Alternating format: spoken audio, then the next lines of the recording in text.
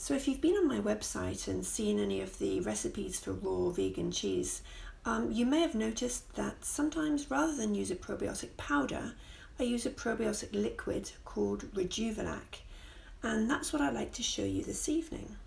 So Rejuvelac is usually made from wheat berries, but you can really use any grain, and I prefer to use a gluten-free one and use quinoa. So first of all, you need to wash it. It's covered in saponins, and yes, they'll come off in the soaking water, but I would rather that, since they have to sit all night in that soaking water, I'd rather remove the saponins first of all.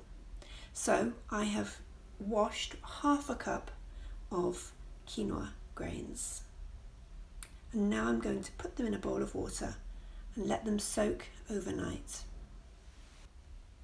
Right, so I've put the rinsed quinoa seeds into a big bowl of water to soak overnight. These are actually seeds. We think of them as grains, but they're not. We call them pseudo grains because they behave like grains in the sense that we use them like grains, we cook them like grains, but in actual fact they're not. These are seeds, and that's one of the reasons why they're so very high in protein. So to make Rejuvelac, we want to sprout these seeds. So the procedure at the beginning is the same as for sprouting your mung beans, your clover, microgreens. We're going to leave them in soak overnight, and then tomorrow we'll drain it. Just one word of caution, not all quinoa sprouts. And I think probably also not all grains sprout, because some brands actually heat treat their seeds or their grains. And I've noticed this with a couple of brands of quinoa, that after I've soaked them overnight, the next morning there's usually some little tail forming. And with some brands you just get nothing. After one day, nothing, 2 days, and it just basically sits there and rots. It doesn't sprout because it's basically enzyme dead. They treat it with heat to kill off the enzymes to give a longer shelf life. So it doesn't matter, it can still say organic on the packet, but it can still be heat treated. So just watch out with which one you choose. The quinoa has been soaking for approximately 10 hours overnight in water. Now I'm going to throw away this water and rinse the seeds really well. Look, you can see that they've already started to open up. Let's go and rinse them. So I've rinsed the quinoa, and look, it's already forming little tails. It's just been soaking for about 10 hours. So I'm going to leave it on the sieve to drain really, really well. Now, it's actually easy to sprout on a sieve.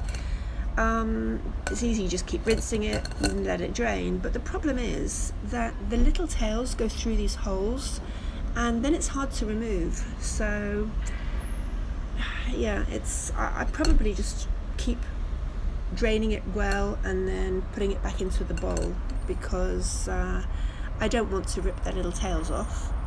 So this is quinoa, which is starting its sprouting journey.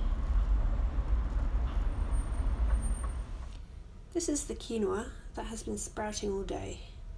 It's been sprouting for about 11 hours now, and look, you can see all these teeny little tails.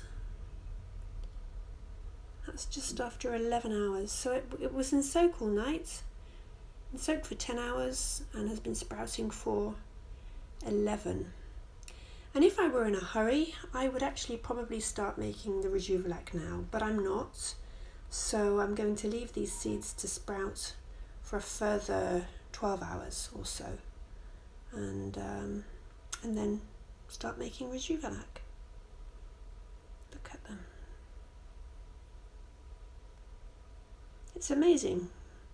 You think a little dry seed, but look, they are alive.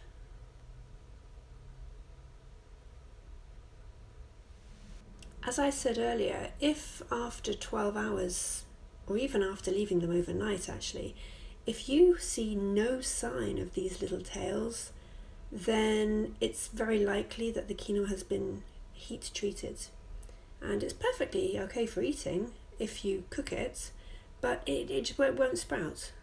So if you don't see anything like this after 12 hours of sprouting, in my opinion, it won't sprout. So, try it out. Rather than put a whole cup or half a cup or whatever of quinoa in soak to sprouts and then find it doesn't sprout, just try with a teaspoon or something before you throw it away. So the quinoa is in the water, and this is the final phase of making Rejuvelac. It's just a question of waiting.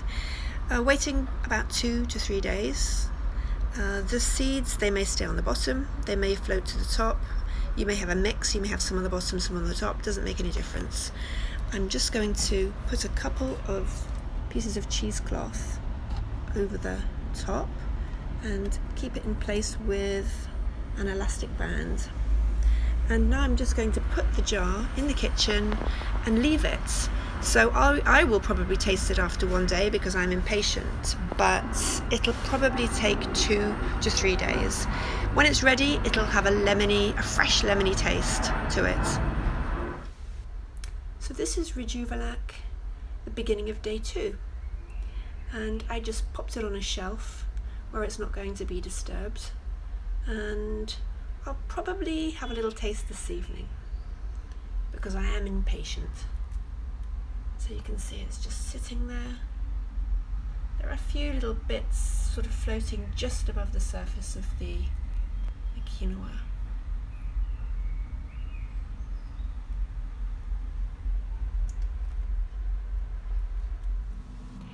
The Rejuvelac has been fermenting for 2.5 days.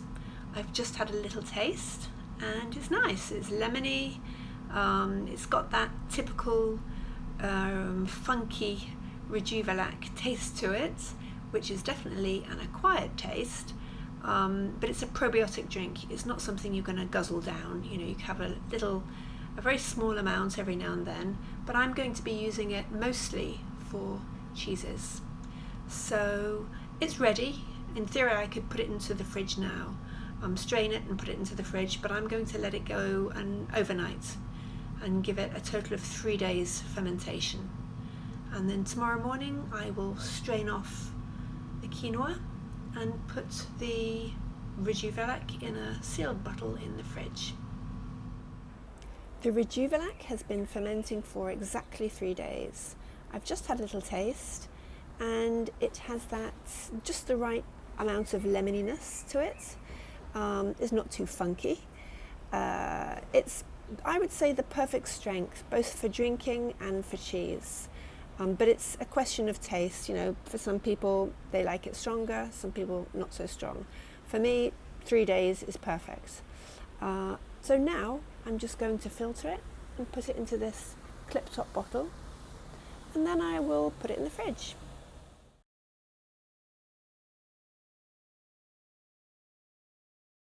I hope you've enjoyed watching this video on how to make this probiotic drink. It's a great alternative to probiotic powder for when you're making vegan cheese, because apart from being a lot cheaper, you get to decide on the strength. You could do a 3-day one, a 4-day one, make it stronger, and see how that affects the taste of your cheese. That's the beauty of making your own homemade vegan cheese. You get to decide on how strong it is. So have fun and experiment, and then enjoy your creations afterwards.